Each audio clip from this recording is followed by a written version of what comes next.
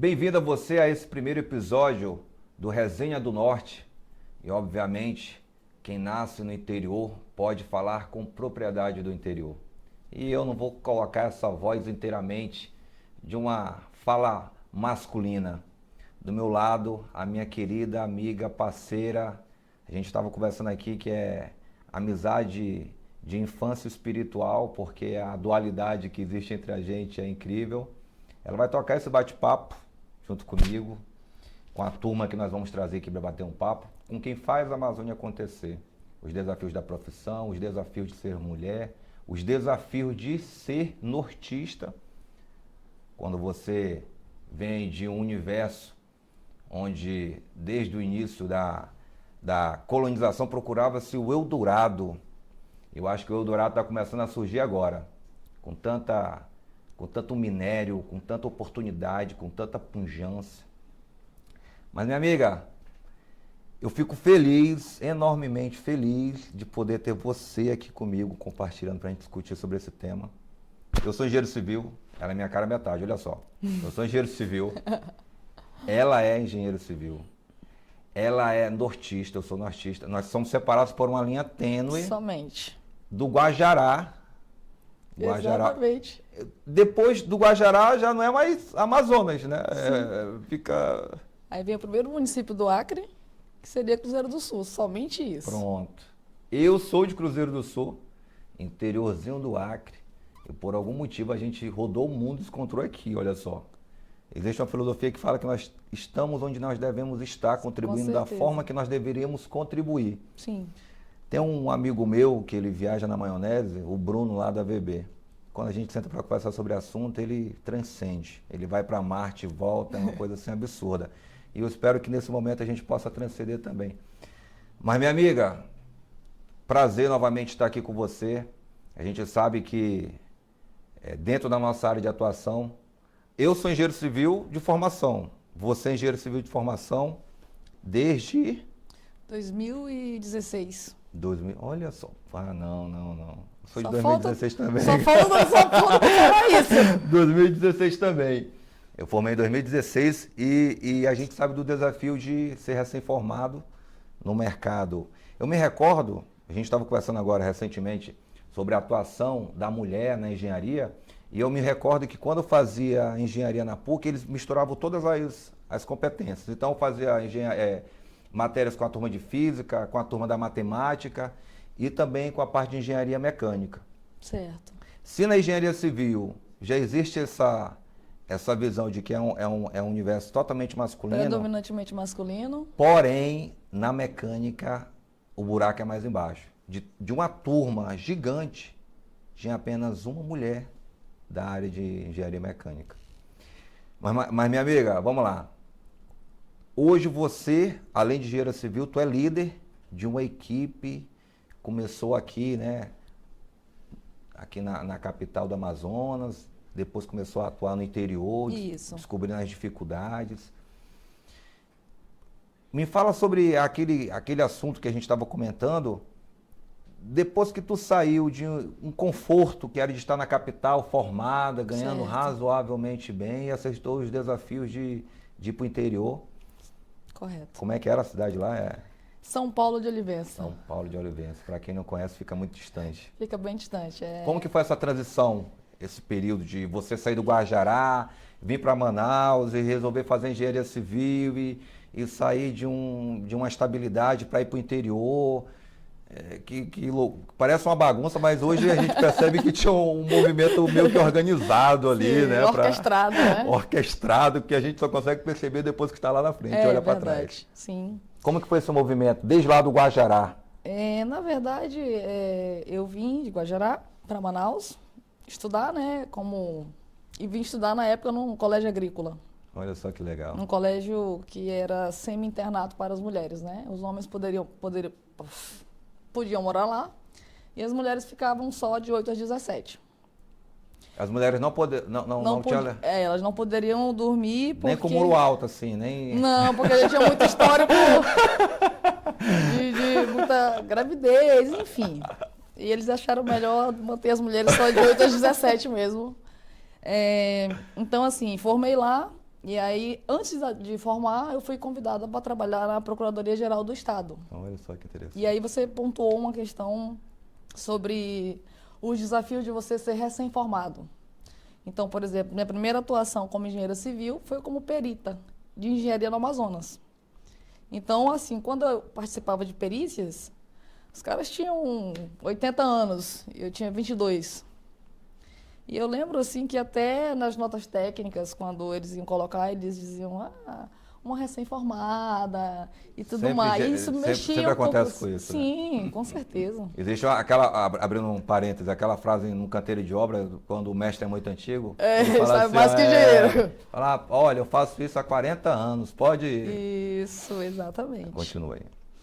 E aí, assim, estava muito confortável, né, nessa questão.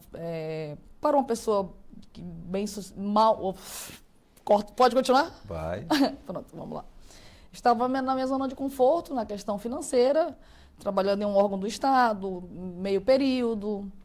E aí foi quando essa causa municipalista, ou então a causa indígena, sempre me chamou muita atenção. Que legal, que legal. Então, assim, foi quando eu resolvi fazer a transição, né? Ou loucura, bagunça, como você comentou aí. E eu saí da PGE e fui trabalhar em São Paulo de Olivença, que é o último município, não, na verdade, lá pro Alto Solimões. Quantos quilômetros, mais ou menos? 300, 400? Não, quase 2.000 quilômetros, uns 1.700 quilômetros daqui para lá, na mais fronteira... ou menos. Exatamente. Na fronteira com os Estados Unidos. Colômbia já ali colado para outros países, né? Então, quando chegando lá, eu comecei a trabalhar e minha mãe ficou pé da vida. Mas aí, assim, como essa questão, acho que essa pegada de interior sempre foi muito... Tu já tinha na veia, já tava... o sangue das Amazônidas, exatamente, né? Lembra das Amazonas? Isso. Que os colonizadores, eles morriam de medo de encontrar as Amazonas, porque elas arrebentavam os navios e atacavam. Sim. Só para contextualizar, as Amazonas, elas, quando tinham relacionamento com os homens, não tinha essa coisa, era tipo aquela aranha lá que faz o relacionamento e mata era mais ou menos. Quando o filho nascia homem, ela entregava para o pai criar.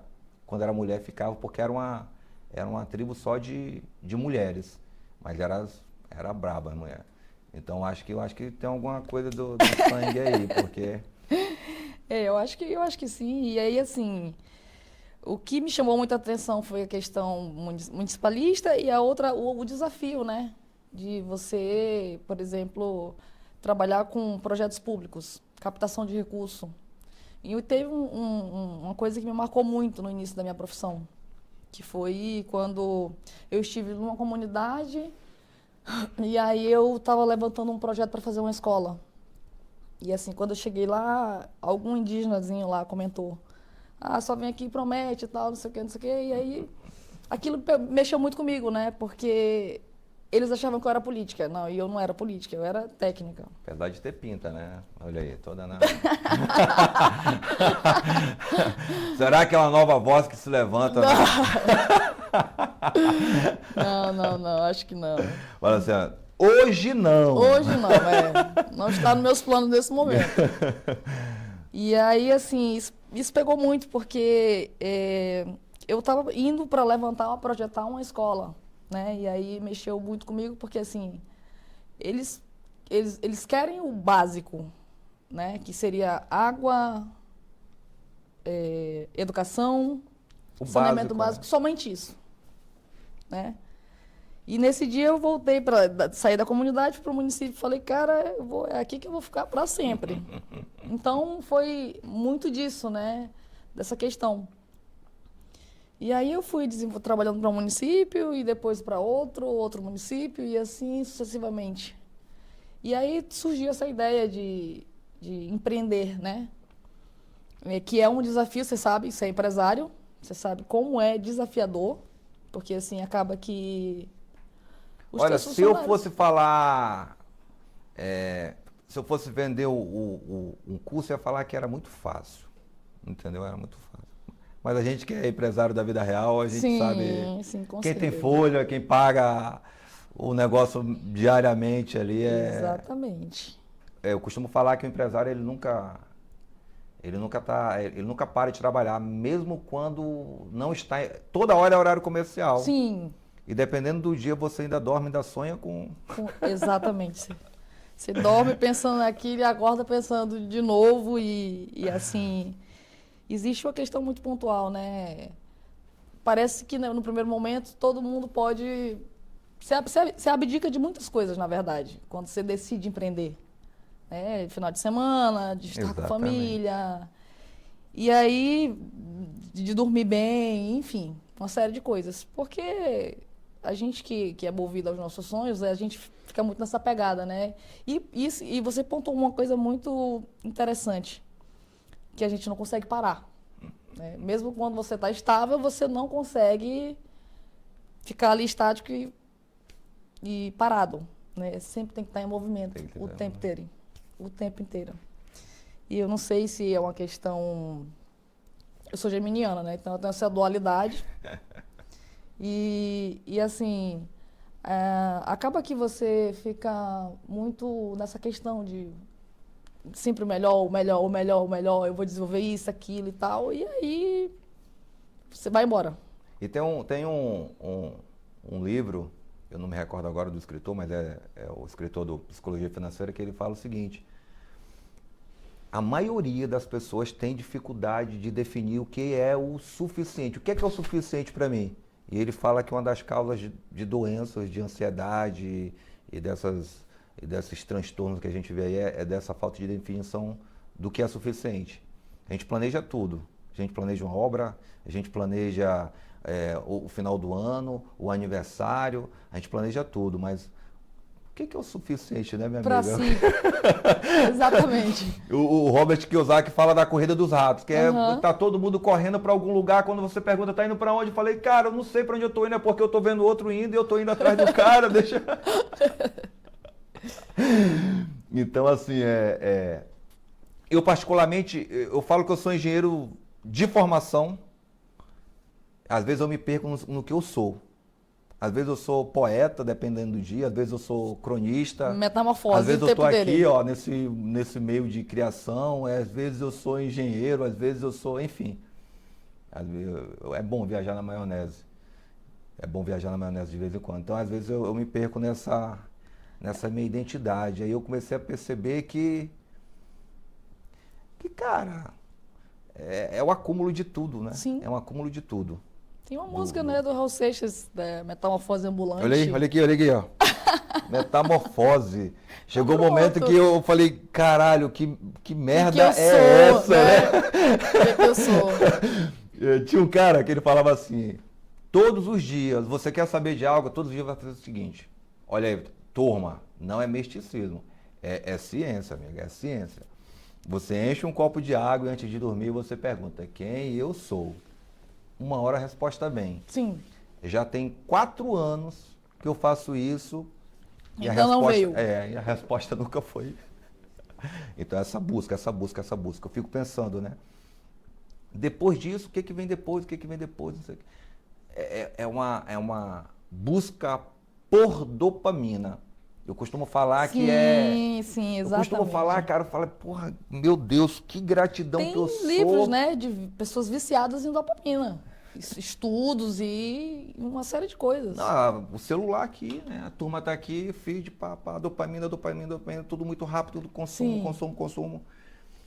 Eu costumo falar o seguinte, eu parei a minha dopamina em gostando muito de trabalhar, em gostando muito de estar buscando algo novo.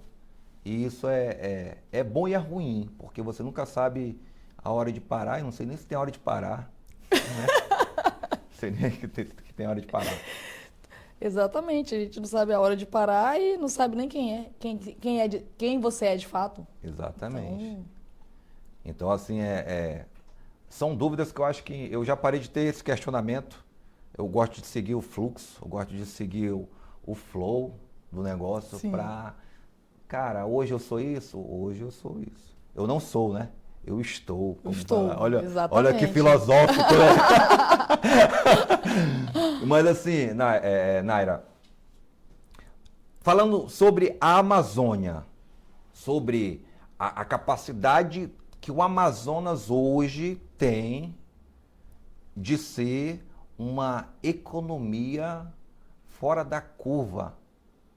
Minério, agro, pessoas, tecnologia. Gás natural. Tecnologia, gás natural. A gente tem o potássio e tem diversas pautas dentro desse sentido. Sim. Quando você fala do interior, e isso nos conecta muito, porque quando eu saí do interior, foi para buscar um ensino melhor de qualidade, foi para buscar uma qualificação, foi para me conectar de alguma forma com aquilo que eu acreditava que poderia ser transformador na minha vida, e que sempre foi a educação. Certo, com certeza. A educação, É. independente de qualquer outra coisa, a educação ela sempre foi algo que eu Pilar para o caminho transformar. o caminho está aqui, ó. O caminho é a educação. Inclusive no projeto social que nós temos, o meu foco é na educação dos menininhos, da primeira base, infância. desde. Sim. Porque, cara, é ali que está a transformação. Então nós temos hoje uma economia dentro do estado do Amazonas que está deixando de ter como o maior prepulsor a Zona Franca. E isso está, eu acho esse movimento que está acontecendo lindo. E ele está na mão do poder público. A verdade é essa. O direcionamento para onde que nós vamos estar daqui 5, 10 anos, vai estar na decisão que a turma vai tomar hoje. Um exemplo disso. A gente estava conversando nos bastidores sobre a riqueza que nós já tivemos aqui, que a gente tem Quari, por exemplo. Um exemplo, Quari. Quari é o segundo maior PIB do Amazonas. Do Amazonas. Né? Sim. Mas quando você pega os índices das organizações mundiais de desenvolvimento, ele está em último. Por quê? Dentro desse estudo, eu buscando ali algumas informações, desenvolveram um termo chamado enclave econômico. É uma economia que é gerada pelo município, mas não fica no município. Não fica, né? Sim. E o que volta para o município não é aplicado, não tem competência de gestão pública para distribuir isso, para ter uma economia de qualidade, uma infraestrutura, uma educação. Então, tem-se a possibilidade, mas isso nunca foi praticado. Não sou eu que estou falando. Sim, são os índices que falam isso. E assim como o Coari, tem vários outros municípios. E hoje nós temos esse poder econômico pujante através do potássio lá de Altazes, outros minerais das terras raras, que pode ser uma força motriz para uma pujança não somente econômica do Estado, mas das pessoas que fazem o Estado acontecer. Como você citou, por exemplo, a questão de Coari, assim, é o segundo maior PIB do Estado, mas aí o cara que vai para lá trabalhar, ele geralmente não é de lá. Então, o que ele vai fazer? Ele vai trabalhar lá, vai contribuir, e ele vai jogar o dinheiro vai mandar para a família dele, por exemplo, que está lá no sul, Sudeste, enfim. Então não tem essa retenção de capital. Exatamente. E o que tem a retenção, que é através dos royalties, por exemplo, inclusive está em pauta, está em discussão esse formato de royalties. O que os caras estão propondo? Isso, né, é algo que já existe desde 2013, a gente está entrando numa seara aqui, mas é porque faz parte da economia. Que os royalties que são recebidos hoje de retorno pela exploração, por exemplo, para Coari, como exemplo, eles podem ser diluídos, porque existe uma lei, está na Constituição, de que os royalties eles devem ser distribuídos da federação. Eles não consideram a exploração apenas local. Então isso está suspenso e voltou à discussão, porque quem não é polo gerador, percebendo-se da economia que está se formando, também quer ser beneficiado de uma certa forma. Então, o que hoje é retido e já não é feito muita coisa, ainda vai ter que dividir. Entendi. Ainda vai ter que dividir. Agora, eu gostaria muito, minha amiga, do fundo do meu coração, de ter uma empresa como o Estado. O Estado tem capacidade técnica, tem caixa, porque tem várias possibilidades de recurso, né? E tem mão de obra, que são pessoas qualificadas. Imagina se nós, empresários, tivesse uma máquina desse jeito na mão, imagina o que a gente conseguiria fazer. Nossa Senhora, a gente ia... Imagina, minha amiga. Hã? Vamos começar a viajar aqui. Então, assim, existe uma economia que ela é muito interessante, que se bem absorvida, ela faz acontecer. A gente estava falando sobre a questão do café, enfim. Quando você fala lá de São Paulo... De Olivença. De Olivença. Quando você vai construir num lugar desse, quanto que é o custo logístico para você fazer a... deve ser muito caro. E mão de obra especializada. Olha, eu vou te falar, chega a 100% a mais, por exemplo. Você compra... Fugiu aqui, peraí. Você compra um insumo? Um insumo, pronto. Seixo. Você compra o seixo aqui em Manaus a R$100 o metro. Em São Paulo de Olivença ou Amaturá, é R$1.000 o metro. Deus. Em Benjamin Constant chega a 1.100. Então é mais do que o dobro, entendeu? Então a dificuldade logística, ela é muito desafiadora nessa questão. Você imagina, uma obra que em Manaus vai sair um valor. Você vai fazer uma em São Paulo de Olivença, por exemplo. Benjamin Constant, Tabatinga, digamos assim, que já é colado ali da Colômbia, né? Próximo de Letícia. Então, é desafiador. E aí tem mais, né? Na sede do município é uma questão. Por exemplo, eu já fiz obras no interior de Amaturá, por exemplo. Escola. Que aí você chega no município e aí você leva o seu insumo para o município e de lá transporta de barco para a comunidade. De questão de 8 horas para chegar lá.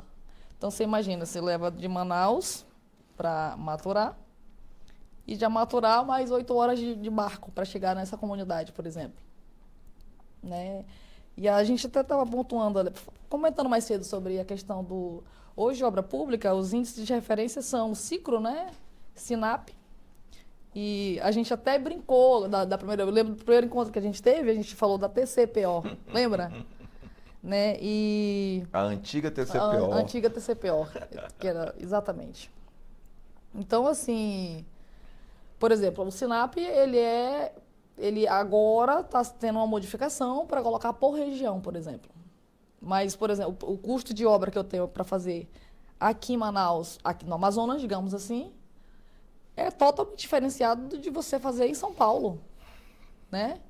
Então, eles colocam, geralmente lá, a base, Acre, Amazonas, enfim.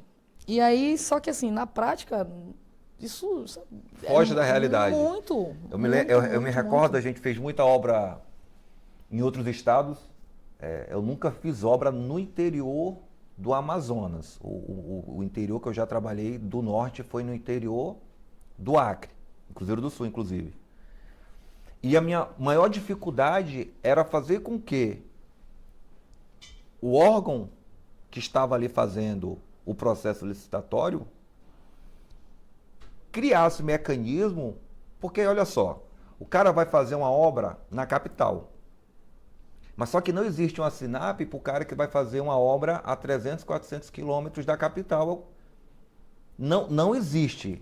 Eles colocam um valor por estado, por exemplo. Mas eu tenho uma boa notícia para ti, já existe agora. Existe. Olha que legal. Existe o item mobilização e desmobilização. Que legal. Você faz a composição do preço e aí você pode utilizar cotações locais, por exemplo. Tipo assim, você vai fretar uma balsa lá em Cruzeiro do Sul, exemplo, né? A diária lá, R$5.000. Aí você vai compondo o preço. Aí você coloca a questão da distância e faz aquela questão. Tu é bom nisso, que tu comentou comigo, fizeste MBA em custo, não foi? Engenharia de custo, exatamente. E aí gera o coeficiente e monta o preço e você consegue fazer, é aceito. Legal, show de bola. Mas isso, por exemplo, quando não vem na planilha que ele já disponibiliza, eles também não... só Não, tem que aí se pugnar não o tiver na negócio, né? planilha, não tem como questionar, você não vai... Tem um amigo meu do Nordeste, ele viu umas licitações aqui, falou, cara, esse daqui tá muito legal. Eu falei, cara, tem um detalhe, mobilização, logística. Sim. E agora tem um novo fator que é as secas, né? Que você nunca secas, sabe se vai acontecer ou se não vai exatamente. acontecer. Então, são desafios. E quando a gente pega a questão do interior, a gente estava discutindo isso nos bastidores também, que existe uma falsa visão também, que isso é importante falar. Obviamente que existe uma questão de gestão pública, existem, e isso aí é Discutível, base, né? é discutível. Mas também existe outro fator, que é uma falta de recurso. A gente estava discutindo isso Sim, em outro momento. em outro momento. Então não é apenas uma questão de ter dinheiro ou não ter dinheiro, é uma questão de da onde que eu vou buscar os custos para fazer o que eu tenho para fazer dentro do meu planejamento de governo. Então tem toda uma movimentação Sim. também, que é o desconhecido, e aí que se leva, né? E eu acho que esse ponto aqui é super importante, que a ideia também é informar, que faz com que aquela criança que chegou para você falar, só aparece aqui na época de campanha e tal, não sei o quê. Sim. Obviamente que tem bons políticos, tem político de todas as formas, assim como tem empresário de todas as formas, assim como tem amigos de todas as formas. Correto. Isso não é uma questão de ser X, Y, B, nem de pejoração naquilo que se torna a função do poder público, mas só uma questão mesmo de você colocar todo mundo Na mesma página, na mesma régua, né? linha, na Sim. mesma régua, sem contrapesos diferenciados. Então, quando nós vamos para o interior, eu vi até a turma que vai lá para Parintins e fala assim, cara, Parintins, pela capacidade que tem de turismo, ele usou essa expressão, abre aspas, parece que jogaram uma bomba lá fora do raio da onde acontece ali o bombódromo, porque é um negócio assim absurdo. Então você percebe a dificuldade de fato de desenvolver o estado, interior, né? O o interior do estado Amazonas. como em Sim, si, né? como um todo. E é rico, o negócio é rico, sabe? Exatamente. Manaus foi o sexto maior PIB do Brasil. Sexto maior PIB. Manaus. Estado do Amazonas, se eu não me engano, ele é o 18º, 20º alguma coisa, o maior PIB do Brasil. Então a gente tem uma potência tem uma muito potência grande, né? enorme, mas também tem as dificuldades. Sim. A questão 319. questão Sabe o que é que do isolamento, por exemplo. eu fico assim impressionado, de verdade, em nós, em pleno século XXI, 2026, discutir BR 319. Puta que pariu. Nossa Senhora. Puta que pariu. Com todo respeito da palavra. Mas, meu irmão, que loucura é essa? Aí eu vejo a turma falando, obviamente que é bom ter olhar para o desenvolvimento futuro, olhando de hidrovias que ligam o Atlântico ao Pacífico, sendo que a 319 está aí pronta para ser pavimentada e há 50 anos o negócio... Não, e outra coisa, assim, só né? patina. O que se pauta muito são as questões, as justificativas são questões ambientais. Mas existem tantas tecnologias hoje que, por exemplo, vou te dar um exemplo real. Eu fiz um projeto para um determinado município, e aí eles pontuaram que eles estavam vendo uma casa bem no trajeto, né? Então, assim, o projeto eu estava fazendo para o governo federal. O analista lá em Brasília, ele conseguiu verificar que tinha uma casa lá. Aí eu falei, não, tá aí no relatório fotográfico. Você pavimentar uma via dessa para monitorar a questão de crime ambiental. Cara, existe drone, parece que as pessoas dizem que quem não sabe o que é um drone hoje? Né? Então, isso ainda é muito triste, na verdade, pra gente aqui, triste, né? Porque é como se tivesse uma força contrária ao próprio desenvolvimento. Sim. Eu vi um meme esses dias atrás, que eu achei super interessante, que ele falava assim, ó, eu vou me candidatar e vou entrar na política para ajudar o povo. Aí falaram assim, mas meu amigo, que povo? Aí o povo lá de casa.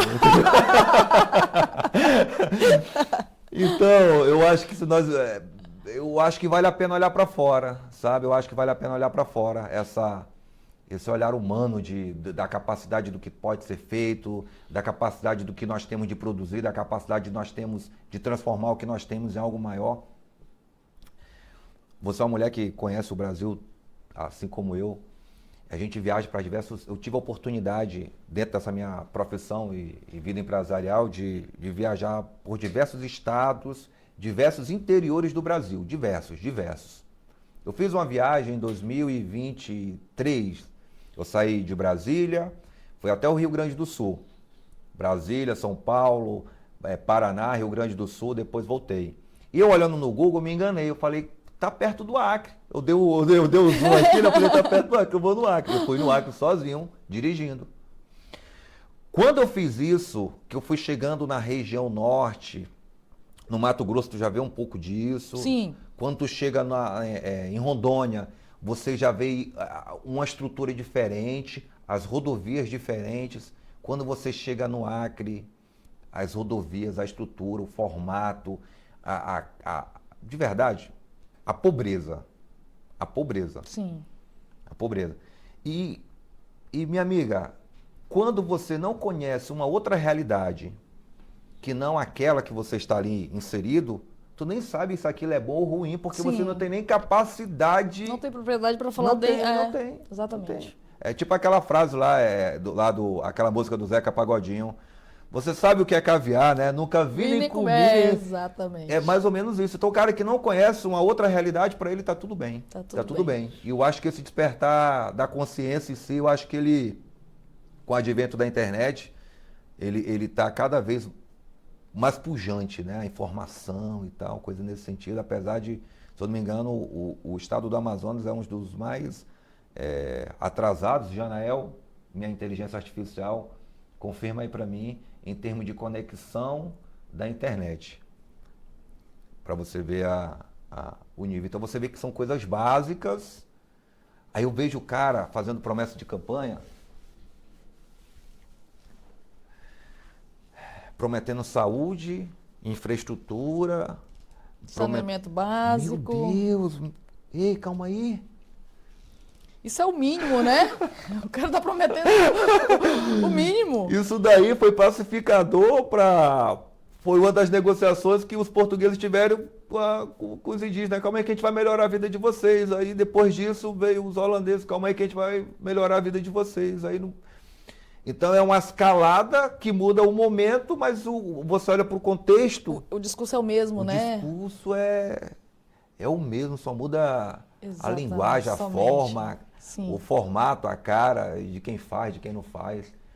Então, assim, para quem não está entendendo nada sobre o que nós estamos falando aqui, isso aqui serão questionamentos que hoje a gente busca. E a gente questiona e critica, mas a ideia é sempre ter uma discussão com solução, porque nós temos capacidade para fazer isso, e estar trazendo sempre uma autoridade, um especialista, para a gente trocar uma ideia sobre o que é fazer a Amazônia. Não a Amazônia conhecida pelas ONGs que tem sede no Rio de Janeiro e São Paulo, com certeza. e que travam muitas coisas, né? Mas a realidade, de fato, daquele que vive a realidade da Amazônia, de quem faz a Amazônia. É o ribeirinho. Olha só. Essa comunidade que nós temos um projeto social, ela fica, no geral, aproximadamente 2 horas. Próximo de Novo Airão? Próximo de Manacapuru. Pois é. Escuta bem o que eu vou falar, Janael.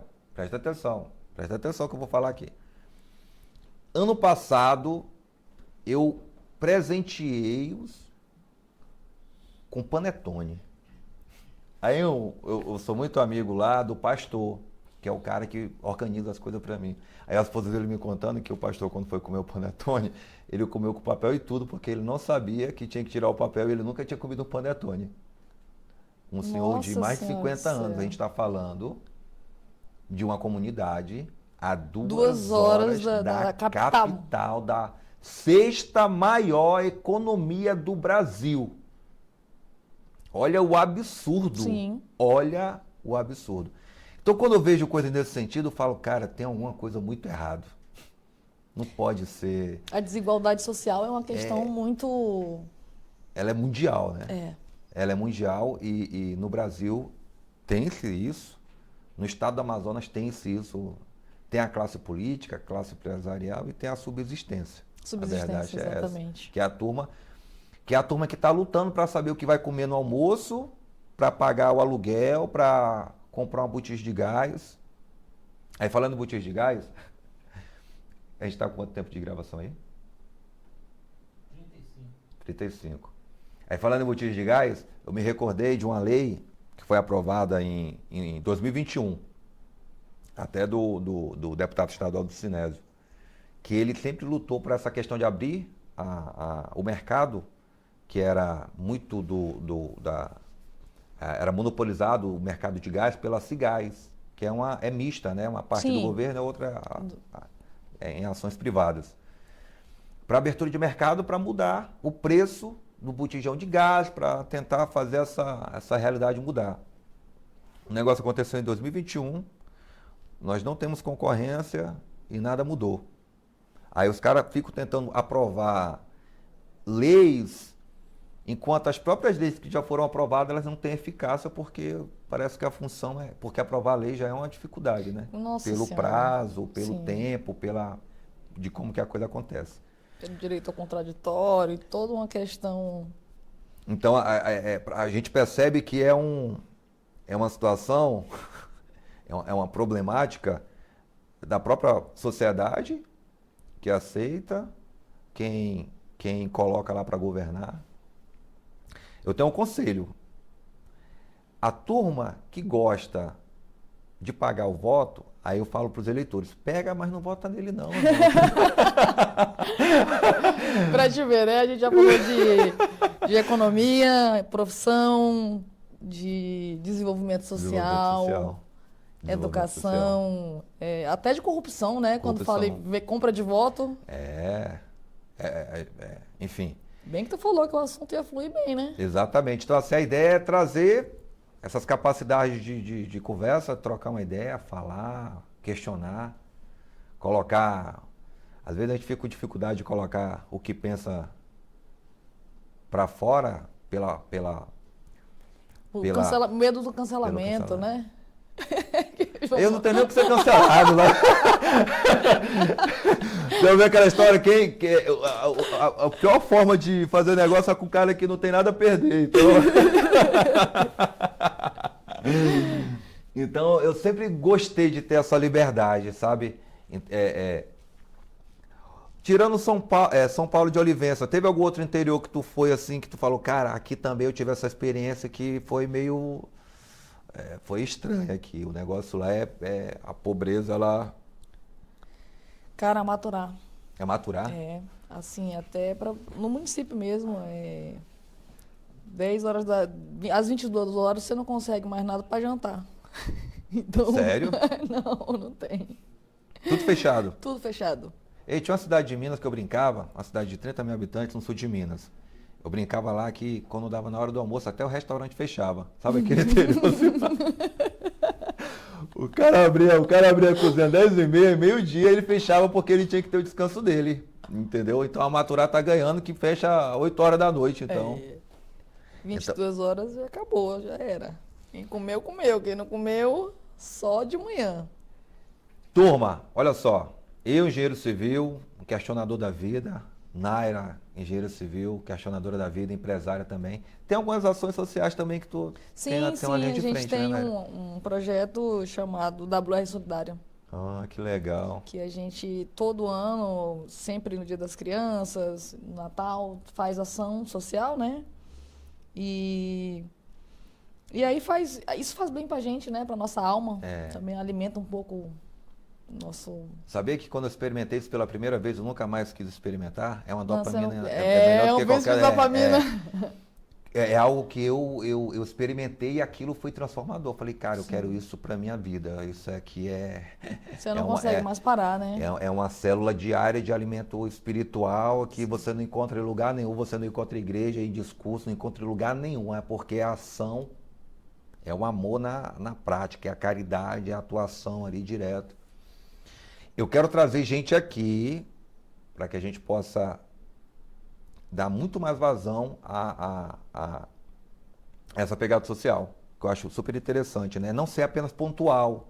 O que eu estou tentando engrenar hoje lá na comunidade é fazer uma comunidade ribeirinha modelo, que é o quê? O cara tem a possibilidade de ser pescador não por opção, mas não por obrigação, mas por Sim. opção. Então, não por necessidade, né? Não por necessidade, exatamente. Certo. É ter uma sala de informática, é ter uma biblioteca, é ter um local onde ele pode desenvolver a tecnologia ali dentro. E se ele quiser ir para a capital, se ele quiser ir para o interior mais próximo, ele pode ir, mas com a profissionalização. Com saneamento básico. Ali para ele. Com a infraestrutura com mínima. Mínimo, né? Com mínimo. Sim, sim. Porque olha só, eu gosto. Quando a gente faz um paralelo. Quando a gente faz um paralelo do que a gente, no início da Amazônia, em 1700 e bolinha para agora, qual foi o grande boom da colonização pelos portugueses? Os caras sacaram o seguinte, eles tentaram dominar pela força, mas não conseguiram, porque os indígenas, meu irmão, eles eram na luta, ia para cima, e não deixava, e era tiro, porrada e flecha, como falou o caboclo. Eles falaram, cara, vamos fazer o seguinte, vamos fazer uma mistura. Os portugueses começaram a casar com as indígenas, as mulheres com os indígenas começaram a misturar e começaram a criar comunidades. Aquelas comunidades tinham uma infraestrutura.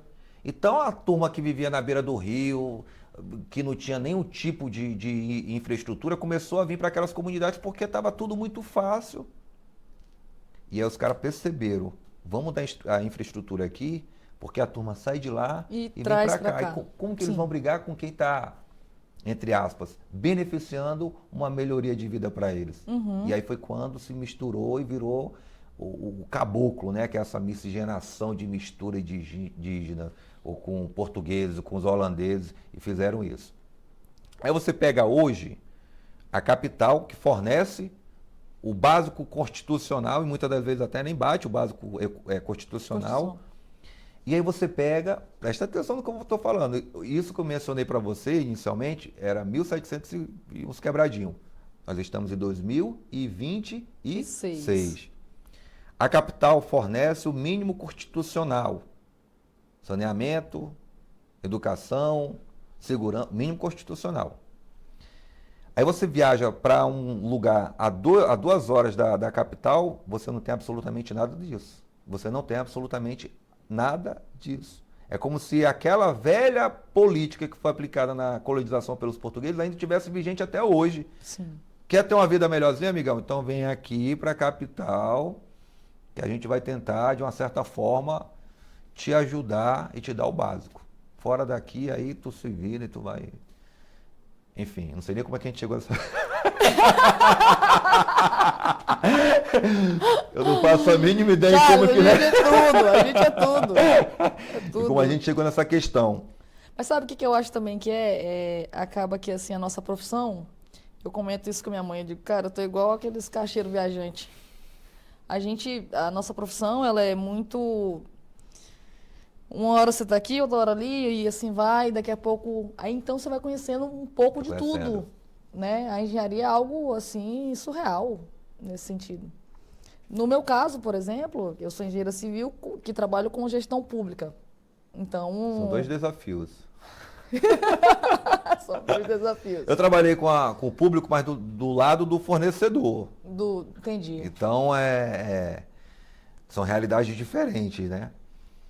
Então, enfim, é desafiador. Desafiador. Conclua a sua fala que eu te interrompi. Não, assim, sobre essa questão que eu estava apontando, que a gente viaja muito, né? Então, você conhece um pouco de tudo. Então, assim, você conhece tudo que você pode imaginar. de tudo mesmo. Você vai de 0 a 100 muito rápido, né?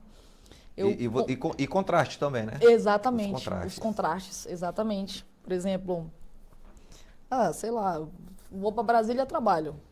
Estou lá, às vezes, no melhor hotel. E do nada eu estou lá no interior, Que o melhor hotel já não é... Eu vou comentar um caso real. Teve um município que eu fui trabalhar que eu tive que dormir em cima de uma maca, no UBS lá. Era só o que tinha. Ainda bem que não te colocaram no saco preto, né? Não tá dormindo lá, os caras chegam, sabe, joga lá dentro. Sabe aquele ditado, eu tenho tu, vai tu mesmo? Eu falei, cara, não tem o que fazer. Já tô aqui, tô pronto. Acabou. Tava confortável. Tava ótimo. Tava gostoso. Gente, pelo amor de Deus, eu vim do Guajará. Então, pra mim, nada mais me abala, né? Digamos assim. Tu vai com frequência no Guajará? Costumo ir, sim. Eu ainda tenho família lá, né? Moram minhas tias e minha mãe está lá nesse momento. E aí, sempre 2 vezes por ano, 1 vez por ano, eu vou lá. Eu gosto de ir, né? Eu sempre volto bem renovada, assim, também. Turma, esse daqui é o Resenha Norte, ou é Resenha do Norte, ou é Resenha Filosófica do Norte. Então isso ainda está em definição, mas o fato é, a ideia aqui é que nós possamos discutir a Amazônia sem poupar a colocação da realidade que nós temos hoje aqui, do que nós vivemos enquanto dificuldades e desafios. Os desafios empresariais, desafios de profissões, de quem faz o interior, de quem faz a gestão pública do interior, no espaço que nós vamos abrir para conversar com os gestores públicos, com a turma que faz o empreendedorismo no interior, a turma da tecnologia. Então, sinta-se em casa, sinta-se convidado, faça os seus questionamentos, dê sugestões de pauta, sugestões de nome e tenha sempre a liberdade de enviar um e-mail, em pegar o número da produção aqui, enviar o que quiser para a gente poder estar melhorando e colocando em pauta assuntos que muitas vezes é do nosso interesse, mas que não é do seu, mas você talvez tenha um assunto que possa ser interessante, que a gente possa discutir aqui. Quem sabe você não esteja aqui, discutindo conosco, contribuindo para esse momento. Minha amiga, te agradeço. Eu que agradeço, com certeza. Por esse start que nós estamos dando aqui, que nós vamos colocar em pauta diversos assuntos.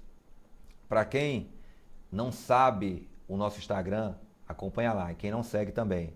O nosso Instagram é @Eixo Norte Notícias.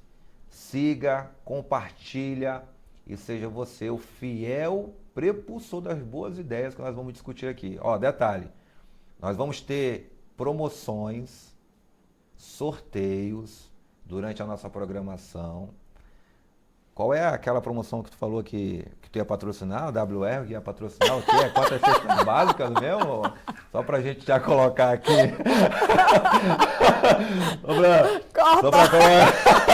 Só pra colocar em pauta aqui, Naira. Não, 10 cestas básicas, 10 cestas básicas, um caminhão de prêmios. Não, tô de sacanagem. Olha só, nós vamos ter gravações semanais, nós vamos ter promoções também semanais. E esteja sempre conosco, compartilhando e dividindo a ideia. Minha amiga, mais uma vez, te agradeço por este momento. Não é que tu tem que me agradecer pelo espaço, porque o espaço é nosso. Então, se eu não estiver aqui, você vai estar e vice-versa. Vamos fazer o negócio acontecer. Forte abraço. Eu sou Charles Fernandes, na companhia aqui da Naira Martins. Forte, né? Esteja conosco e até mais.